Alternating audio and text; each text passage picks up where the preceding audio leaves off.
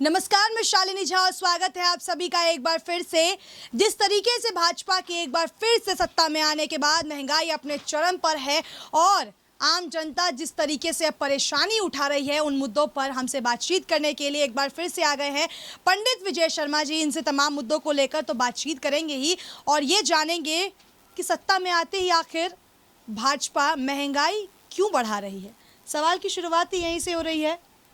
चुनाव नहीं थे तो पेट्रोल से लेकर तेल के दाम बहुत नीचे जा रहे थे, सत्ता में आने के बाद आसमान छू रहे हैं। ये किस तरीके की देन जो है जनता को मिल रही है? गिफ्ट मिल रहा है क्या भाजपा को वोट देने का आप जनता को? देखिए, 8 नवंबर से लेकर 22 मार्च तक तेल के दाम नहीं बढ़ाए गए। लगभग 137 दिन $37 दाम तेल में अंतर्राष्ट्रीय बाजार में बढ़ चुका है। सबसे महत्वपूर्ण बात, उसके बावजूद भी सरकार ने तेल के दाम नहीं बढ़ाया। क्यों नहीं बढ़ाया भैया, ये भी देखिए। मेरे पास काला चिट्ठा है। आपने जो सवाल किया है, भाजपा नहीं है ये कि ट्रिलियन में जीरो बताना पड़ेगा आपको। 22 मार्च में तेल के दाम 80 पैसे 4 बार, 50 पैसे 2 बार, 30 पैसे 1 बार, 4 रुपये 20 पैसा भी 3-4 दिन पहले के आंकड़े हैं ये। इस वक्त 13 दिन, कल का आया परसों का आंकड़ा, 13 दिन में 8 रुपये 37 पैसा 40 पैसा दाम बढ़ चुका है। 13 दिन में।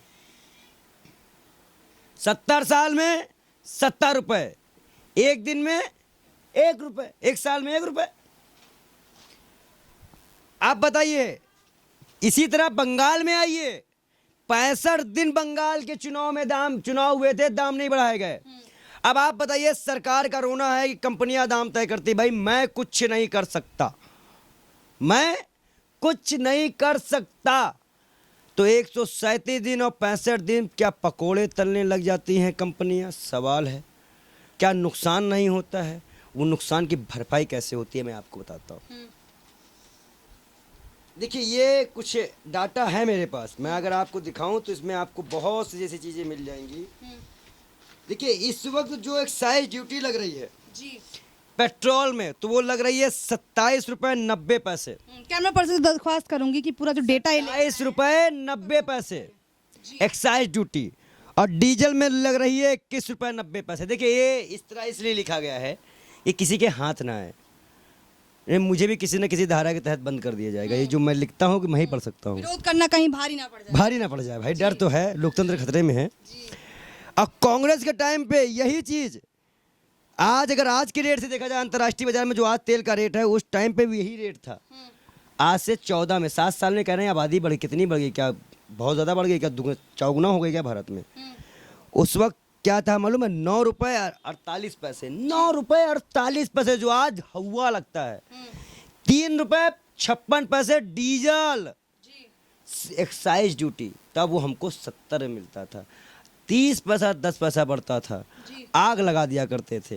अब आज देखिए 3 गुना, लगभग 3 गुना डीजल। देखिए यहाँ पे ये जो एक्साइज ड्यूटी हो रही है, ये सरकार कंपनियों को दे देती है कि आप चिंता मत करो, मैं बैठा हूँ, तुम दाम मत बढ़ाओ, बस चुनाव जीतने दो, एक्साइज तो हम ले ही रहे हैं। तो मतलब इधर से आपसे काट रही है और उधर आपको दे रही है।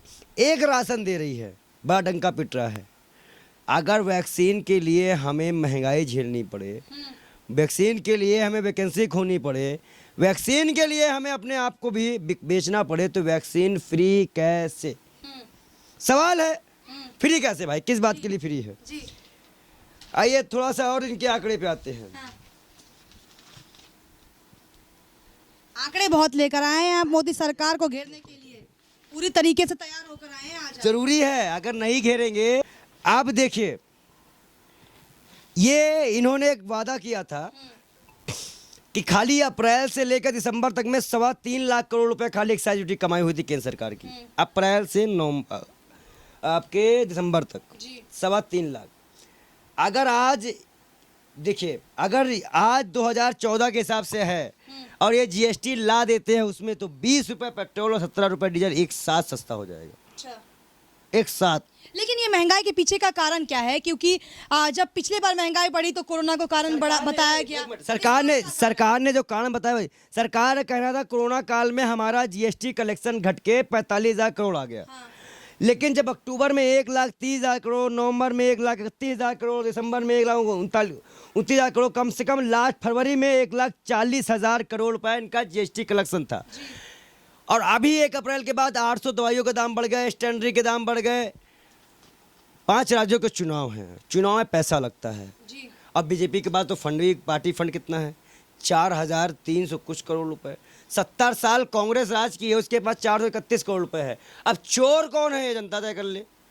कि पुरानी, अगर मान लीजिए हम पुराने जमींदार हैं, जमीन तो मेरे पास ज़्यादा होनी चाहिए ना, तो आपके पास कैसे आ गई। चलिए एक सवाल इससे जुड़ा हुआ ही कर लेती हूँ। जिस वक्त पेट्रोल कांग्रेस के शासन में महंगा था, उस वक्त आपको याद ही होगा कि स्मृति ईरानी ने प्रधानमंत्री मनमोहन सिंह को चूड़ियाँ भेजी थी।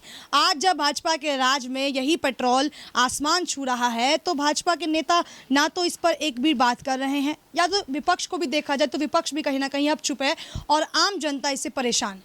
देखिए 14 के पहले ये था आई हेट यू, अब हो गया आई लव यू। चाहे ईवीएम हो, महंगाई हो, भ्रष्टाचार हो, आई लव यू हो गया है।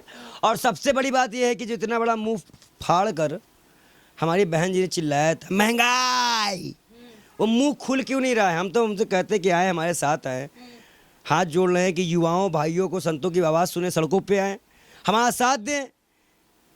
वो चूड़ी भी खरीद के ना लाए, हम देंगे, भेज बस वो दे।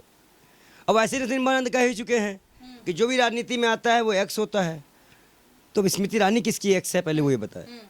चलिए एक सवाल ये है कि ये बयान है, नरसिंहानंद का ये नरसिंहानंद का बयान है, मुझे जेल डालने की कुछ ना किया भाजपा, नहीं से मुझे जेल भी हो सकती है। अगर ये नरसिम्हानंद कह रहे हैं तो भाजपा नेता उनको समर्थन कर रहे हैं। या तो इस पे अभी इस बयान को निकलवाइए। जब पुराने से पुराना मामला खुल के आदमी गिरफ्तार हो रहा है तो इस मामले में उसको अंदर डालिए, यूपीए लगाया जाए। आज के माध्यम से मैं फिर कह रहा हूँ, नरसिम्हानंद पे यूपीए लगाकर उसको आजीवन कारावास भेजिए। नहीं तो अगर कोई भी दंगा हिंदुस्तान में हुआ या कोई भी कत्लेआम हुआ तो इसकी जिम्मेदारी सरकार भारतीय जनता पार्टी की गुंडों की और भगवाधारी गुंडों की होगी। अच्छा चलिए, जिस वक्त कांग्रेस की सरकार थी उस वक्त यही भाजपा कहती थी कि महंगाई डायन खाई जात है। आज भाजपा के राज्य में इतनी ज़्यादा महंगाई है, तो कहीं महंगाई से अब प्रेम तो नहीं हो गया है भाजपा को? अरे जब इनका काम चल रहा, दिखा तो दिए कि पैसा एक्साइज से इनका कवर हो रहा है, महंगाई से कवर हो रहा है। भाई जब हम कहते नहीं हैं अपना काम बनता भाड़ में जा जनता, वही वाला हाल है इनका। उत्तर प्रदेश हारे, गुजरात पहुंच गए, अब 5 बार कपड़ा बदलते हैं। यहाँ कपड़ा पहनने के लिए नहीं है, कपड़ा इसके अंदर कुछ है नहीं, गरीब आदमी है भाई पंडित जी, पैसा ही नहीं है हमारे पास, क्या करे। 5 किलो राशन मिल रहा है, हाथ फैला के ऐसे ले रहे हैं। अगर प्रधानमंत्री कह रहे हैं कि 80 करोड़ लोगों को हम फ्री खिला रहे हैं, अगर अंतर्राष्ट्रीय बाजार में, वो अंतर्राष्ट्रीय किसी भी सम्मेलन में गया, वहाँ वो लोग कह दे कि क्या बात करते हो, तुम्हारे 80 लोग तो फ्री खाते हैं, तो बताइए ये गर्व की बात है या अपमान की बात है। हम क्या ये आत्मनिर्भर हैं? अगर आप एक भी स्मार्ट सिटी का नाम बताइए भाजपा के किसी भी भक्त से पूछ के, गौर भक्तों, एक भी स्मार्ट सिटी, आदर्श गांव योजना, टोक्यो परियोजना, गोबर खाओ, गोबर कहीं तो गोबर भी खाने लग गया, राशन कम पड़ गया तो गोबर भी खाएंगे। तो ये हालात हैं इनके। इन आतंकवादियों को, इस भगवाधारी गुंडों को सख्त से सख्त कार्रवाई किया जाए, लेकिन कार्रवाई मुझ पे भी हो सकती है, मैंने इन पे बयान दिया है। अब देखते हैं सुप्रीम कोर्ट क्या कहता है। मैं मुस्कुरा के नहीं कर रहा हूँ, मैं कार्रवाई की मांग कर रहा हूँ। अब देखते हैं कि कोई उन्होंने, अब आज तो वो मुस्कुरा नहीं रहे थे, अब तो कार्रवाई होगी ना। धन्यवाद।